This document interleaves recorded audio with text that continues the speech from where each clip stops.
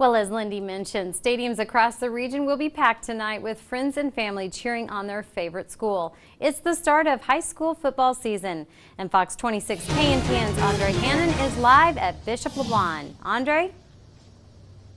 In the heat of late August, Friday night football starts under Friday night lights. I'm here on location at Bishop LeBlond High School, where the Golden Eagles will be taking on Ace Prep out of Kansas City tonight. Coach Tony Duda's Eagles are coming off their first winning season since 2001. They returned 12 seniors, including quarterback Matthew McAuliffe. In other action tonight, Lafayette High School will open up against the Mexico Bulldogs. The Irish will debut a new spread offense tonight, with quarterback Drew Cortez calling the signals. And the Central Indians are traveling to Blue Springs tonight for a tough road test against the defending Class 6 state champions, Blue Springs. Now, in 8-man action tonight, we have St. Joseph Christian going up against North Andrew tonight at home, and they will be trying to avenge a loss that they had last year against North Andrew in the playoffs, in the 8-man playoffs. And tomorrow at 11 a.m., St. Joseph Benton will host Ozark. So, we'll have all the high school football action tonight at 9 o'clock, so be sure to tune back in at 9 and see all the scores and highlights. I'm Andrae Hannon on location at St. Joseph Bishop LeBlond High School. And for Fox 26 KNPN. Back to you. Thanks, Andrae. Boy, it does look hot out there. Well, one of the area's hottest football recruits. Though for Labor Day, we drop back to the 80s. Well, tonight some Chiefs players will get their final chance to prove they belong in the NFL. Yeah, the team is preparing for its final preseason matchup. Fox 26 KNPN's Andrae Hannon is live at Arrowhead tonight with what this game means for the Chiefs. Thanks. I'm here at a very warm Arrowhead Stadium where the Chiefs begin their final dress rehearsal before the opening of the season on January the 8th in Jacksonville. Tonight they will be actually playing one of the teams, the team in the first Super Bowl, and kind of a rematch between the Packers and the Chiefs. Now don't expect too much to see too much of the regulars tonight, as Alex Smith and Aaron Rodgers are likely to play maybe 1 or 2 series at the most. But what the big story tonight is those players trying to crack that 53-man roster. Right now they're at 79, and the NFL mandates that by the opening day it needs to be down on 53. One of those players trying to make the team is Niall Davis, a running back, who looks to back up star running back Jamal Charles. Now, Niles more than likely will secure that position. Even if he doesn't secure the running back position, he will secure a position on special teams, as he's had tremendous returns all preseason long. Another intriguing roster breakdown is that of the tight ends. As we know, Tony Moyaki fractured his shoulder earlier in the week and will be out most of the season. And we have Anthony Fasano, who even before Moyaki was injured, was actually in the starting position. But Mr. Kelsey, Travis Kelsey, will try to win a spot. He's out of Cincinnati. I believe he was a 3rd or 4th round draft pick. But he was injured last week and missed a whole week of practice, and he also missed the Pittsburgh game. So it's intriguing to see if he can beat out Kevin Brock and Demetrius Harris, who is a former, actually, University of basketball player. Even if we don't see the regulars tonight, we can look to see a lot of the players trying to crack that 53-man roster. They'll leave everything they have on the field, so I'm sure it'll be some exciting ball out here tonight. This is Andrae Hannon reporting live for Arrowhead Stadium for Fox 26 KNPN. All right, thanks, Andrae. Well, the NFL has reached. Things are going to heat up. I'll have all those details coming up in just a bit. St. Joseph's high school football teams will get their first look at each other tonight. The 57th annual City Football Jamboree kicks off the season for area teams.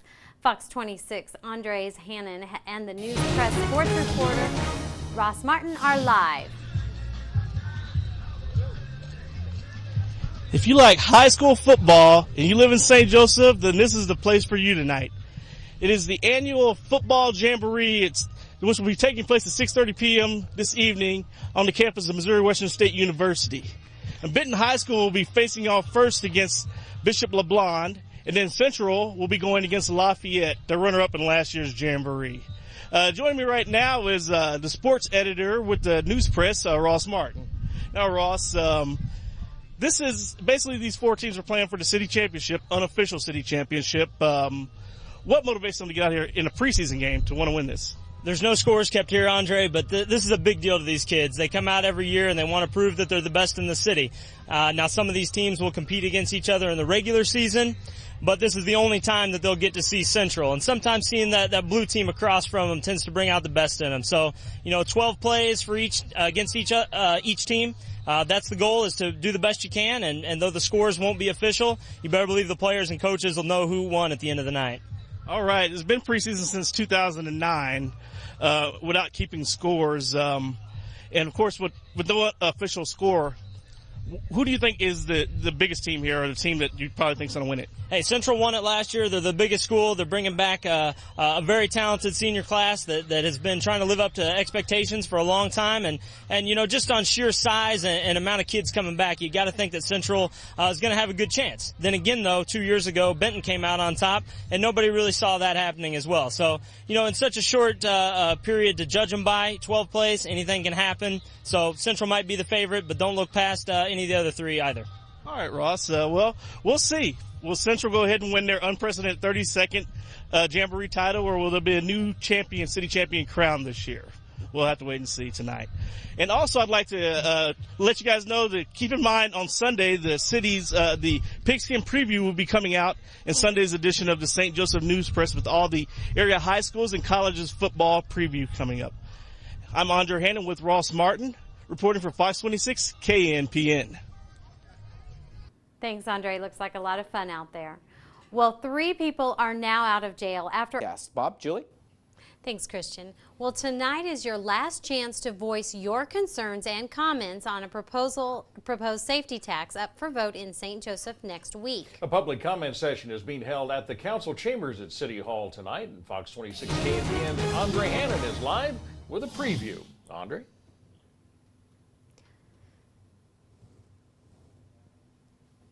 August 6th election approaches, the public safety tax is on the forefront. Tonight, the Citizens for Public Safety will hold a public hearing in the council chamber at 7 p.m. to talk about the tax. The safety tax would generate about $5.5 million per year.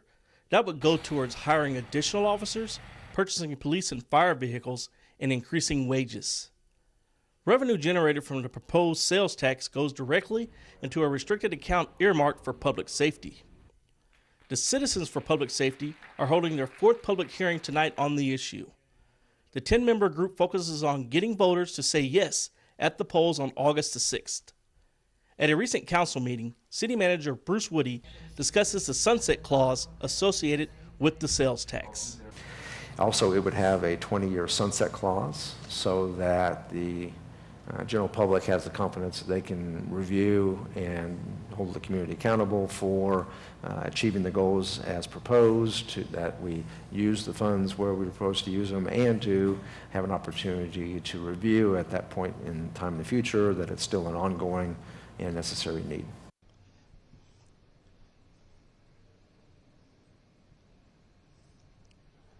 At tonight's public hearing, there will be a brief presentation on factual information provided by city staff. Then there will be a question.